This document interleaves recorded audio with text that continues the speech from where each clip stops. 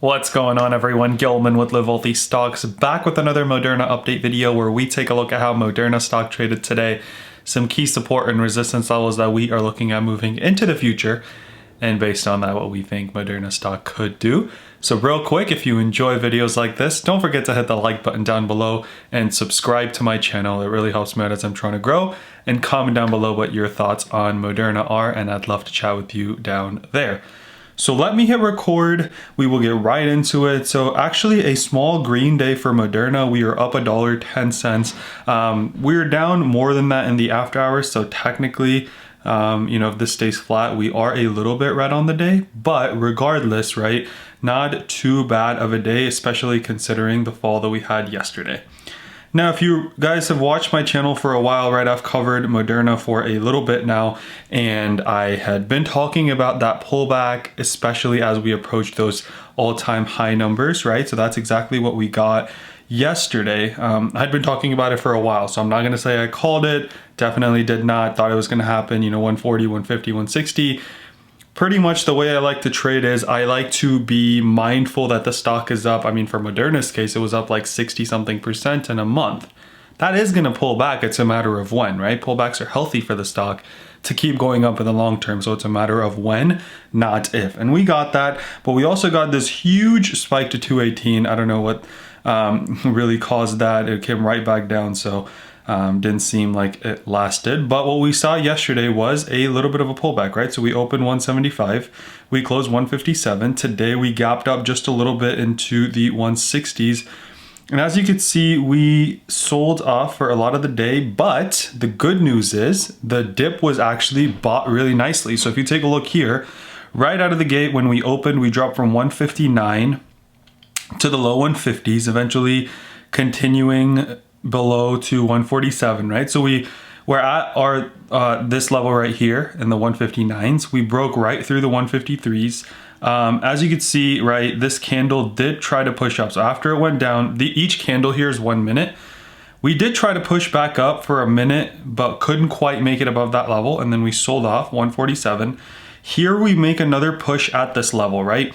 And what do I mean by these levels? Well, these levels that I have, those horizontal lines, are points where the stock is either going to find a little bit of a support if we're above it, support, right, bounce, or resistance if we're going up, it's gonna get rejected, meaning not able to break above it, right? So none of these levels have to hold, but what we've seen is historically they have held. So as you see here, this level, as we're approaching it, right, hitting up, hitting up, hitting up, hitting up, hitting up, hitting up, barely get above, but as you can see, it comes right back down this level, right? So it's more of a pivot point too sometimes. And then we kind of break above it again and then start to push up. You'll see this happen a lot with other stocks that I cover if you watch my other videos, right? Those similar things, right? We've got same levels. It's either going to be a rejection point. It's a point that you have to watch out for to see how it acts. But from that point on, Moderna stock was really, really strong, which is amazing to see. We saw a lot of volume with that sell-off happening at the beginning. And then after that, we saw a gradual rise. What I liked about the stock today is the fact that this dip was really nicely bought, right? We're still technically red on the day if you count after hours, but if you say 147 was our low point and we ended the day still 158, right? That's great. The other thing is we're really nicely above VWAP, which means the weighted volume average price, right? Volume weighted average price, said that backwards. We're higher than that, which means we ended the day higher than the average price paid for the stock that day. If you guys remember last week, we saw, the 100 million additional doses that the US government ordered from both Pfizer and Moderna, 100 million each. We also saw today the Biden administration will start sending COVID vaccines directly to pharmacies.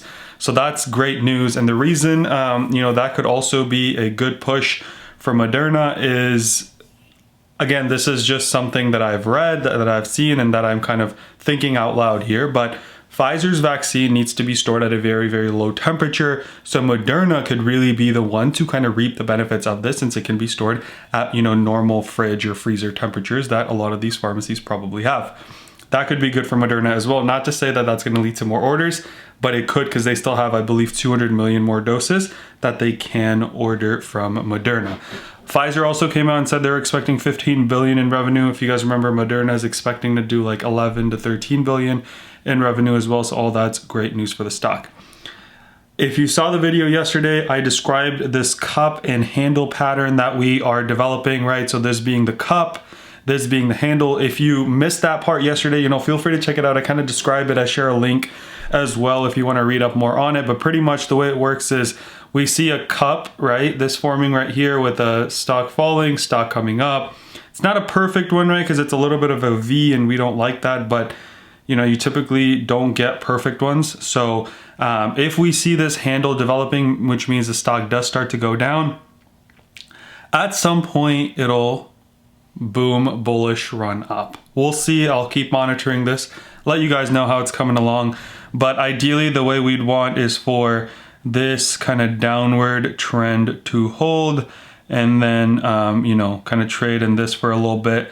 Even if that's green days, right? It doesn't have to be all red days. And then we could see a little bit of a breakout at the end of that. So I'll keep you guys posted on that. But other than that, what are future levels of support and resistance that we have coming up? Let's take a look at that real quick. First things first, right? We are hitting right up against this level right here in the high 158s that we saw kind of here, 159s, 159.73. We are right against that level.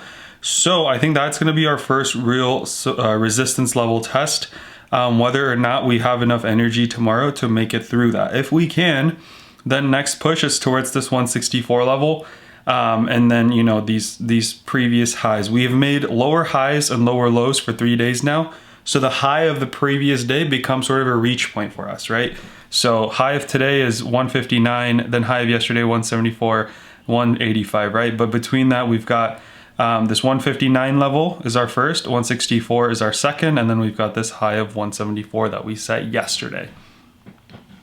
On the other side, with the support levels, what we have is this 153 level. If you guys remember, that was the level in the middle of the day that we were going above, below, above, below. So that 153 level is the first level, and then we've got 145 right here. So that's from a price action perspective. Let's take a look at our EMAs that you guys know we love to look at, and we'll kind of see what we find here. So this level here, actually, this 153s, is actually perfectly aligned with our AEMA. So if we do go down, we've got good support in the AEMA as well, 153s. And then we've got the 21 EMA coming in at 141, right? So 153s should hold up as good support, but if they don't, we've got 145 and then 141 as a support line. You guys remember, we are up tremendously since the beginning of the new year, right?